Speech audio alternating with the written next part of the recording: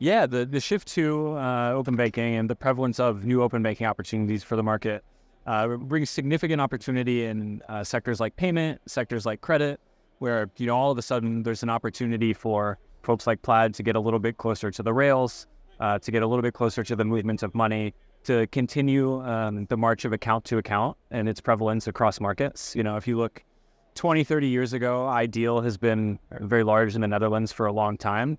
In the last 10 years, you see things like Pix in Brazil, UPI in India, and open banking continues to afford those opportunities for places like Western Europe and places like North America, which Plaid historically has done a great job of enabling. So we see our role as enabling underlying merchants, underlying fintechs to sort of use those rails as best as possible, whether that's to give a smoother payments experience at lower cost, or to help underwrite consumers that possibly couldn't be underwritten before. And we're pretty excited to keep going in that direction. One of the great parts of European fintech in the European regulatory environment more broadly has always been the clarity. Regulators get out in front of the community, they work directly with us, they listen to our feedback, they listen to stakeholders on all sides of issues, and they digest that and they come back with something that's slightly better than whatever the previous version was. So to put it in a slightly boring way, PSD3 is going to be a continuation of PSD2 and something that makes existing bank APIs a little bit better, which leads to easier payment options for consumers, more reliable options for payments and credit journeys for small to large businesses, and adds functionality that we can use that might not have existed in PSD2. So if you look at the new instant payment scheme in SEPA, that's something that's directly coming out of PSD3.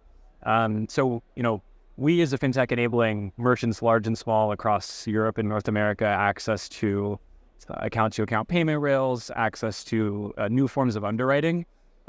Really appreciate the continued investment by both the European regulator and the European tech community to listen, to continue adding functionality, and to continue marching the whole ecosystem forward. Yeah, so at Money20 in the year 2024, it seems like everything can be an AI application. But on a very serious note, it's a privilege to see all of the different ways that folks are building with new tools to make experiences better for consumers, because that's at the heart of everything we do. And to kind of put a payment spin on it for things that we work really, really hard on. You've got increasing prevalence of variable recurring payments in the UK with Plaid launching Moneybox this week. Increasing communication on what that looks like in Europe when dynamic recurring payments becomes a reality in the nearish future. And really just the presence of alternative underwriting tools from partners in the ecosystem of Plaids like Tactile, who are using traditional data sources for credit decisions, but also bringing on things like cash flow tools, making it easier to use internal data sources and things like that. So it's impressive to see the innovation that happens here every year.